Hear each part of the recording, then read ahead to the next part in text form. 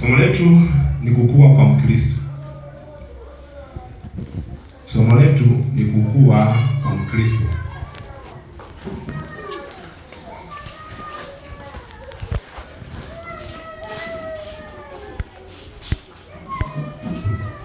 Somo letu ni kukua kwa Mkristo.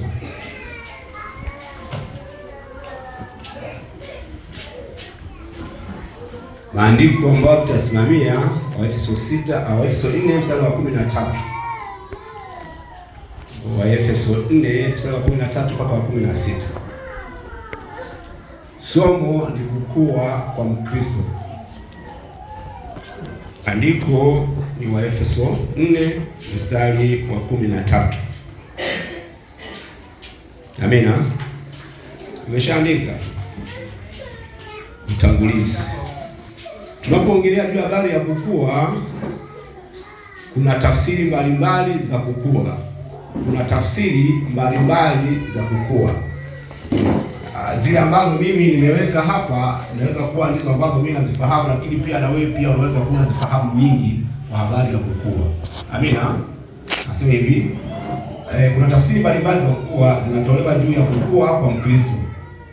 Hata hivyo neno kukua linamaanisha kuongezeka kwa kimo.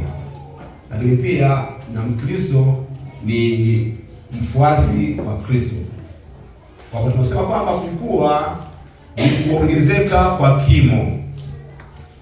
Tunapenda kuongelea juu habari kukua kwa Mkristo, tunaongelea Mkristo kama mfuasi, kama mshirika, kama mtu wa karibu na Yesu.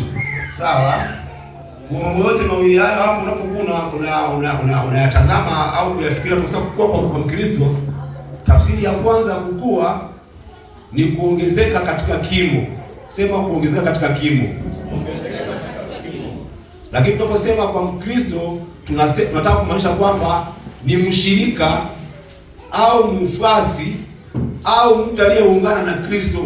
Yaani amekubali Yesu Kristo kuwa Bwana na Mwokozi wa maisha yake, kwa hiyo huyo mtu anaitwa Mkristo. Sawa Kwa hiyo tafsiri hiyo hapo ni sahihi. Tunaposema kukua, tumesema ni ongezeko, kuongezeka kwa kimo. Kama mtoto tunapoweza kuwa tunamuona anapokuwa anazaliwa wakati mwingine hawezi kuwa anaona macho kwa kuwa anakuwa bado mdogo, siku za kwanza zile. Hata ukifanya hivi mkono kwenye macho yake unakuta hapepesi.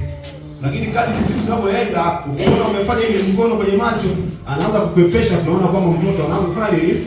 Kukua. Sawa Alafu kitu ambacho tutagundua kuwa mtoto anakuwa, yani katika vitu vyote, ili tujue kwamba mtoto anakuwa, wazazi wenyewe mtakuwa mnafahamu. Anaanzaga kitu gani kunyanyua? Kitu anachoanza kunyanyua akiwa katika hali ya utoto, ambacho anaanza kushughulika kunyanyua. Anaanza kushughulika kuinua kichwa. Sawa? Unaona anafanya hivi, mara anainua kichwa. Tunapoona anaanza kuinua kichwa, tunajua ni hatua za kukua. Baadaye tunaona mikono sasa inaweza kufanya nini? Kuanza kufanya kazi. Anaweza kufanya hivi, anaweza kufanya hivi. Tunajua ni hatua ya tatu, anakuwa. Tunapoona mikono ile sasa ilikuwa inachezesha hivi, tunaona ana uwezo sasa wa kuanza kushika kitu. Tunajua anakuwa. Sawa? Tunajua anafanya nini? Anakuwa. Mikono hii inaanza kushika kitu. Na kama alikuwa anatingisha tu kichwa hivi, shingo hivi, unaona ile shingo lilikuwa ni kama vile yani kichwa kilikuwa kama vile kikubwa, lakini baadaye unaona ana uwezo wa kunyanyua kichwa. Kwa hiyo zoezi la kwanza analokuwa analifanya ni kuhakikisha kwamba mishipa ya shingo hii inakaa vizuri kwa ajili ya kufanya nini? Kukibeba kichwa. Anapotingisha hivi, anatamani angenyanyua ili kwamba aanze kuona vitu vinavyoendelea sasa. Lakini ataanza kufungua macho, na wakati mwingine tunaona sasa ameanza kusema maneno. Hata kama hayaeleweki, ile yanakuwa yanaeleweka. Na mama kwa sababu ya kusamini kwa ajili ya kukua kwake, huwa anamuitikia hata maneno hayo tu ambayo hayaeleweki. Ni kwa ajili ya kumtia moyo. Atamuuliza, "Unasemaje mwanangu?" Lakini ndio huyo hasemi, ila tu anasema au anasema tu ndio hayaeleweki. Tunaona mtoto anafanya nini? Anakuwa. Lakini hatua nyingine tunapoona kwamba anakuwa, tunaona anaanza kunyanyua kichwa sasa. Vile akilikuwa kinafanya hivi kinacheza, tunaona akinyanyua kichwa kinakaa kinasimama. Tunajua mtoto anafanya nini? Anakuwa, kwa sababu kichwa sasa anaanza kukusimamisha. na baadaye tunaweza tukamwandalia hata nguo,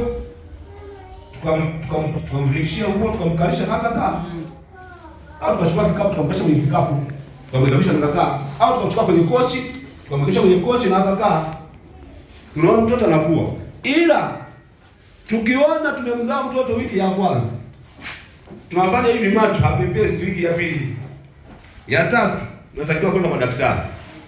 Tukaulize macho yako salama? Ikiwa kuna tatizo daktari atatuambia. Lakini pia kama hawezi kunyanyua kichwa, tunaanza kushika mambo mawili.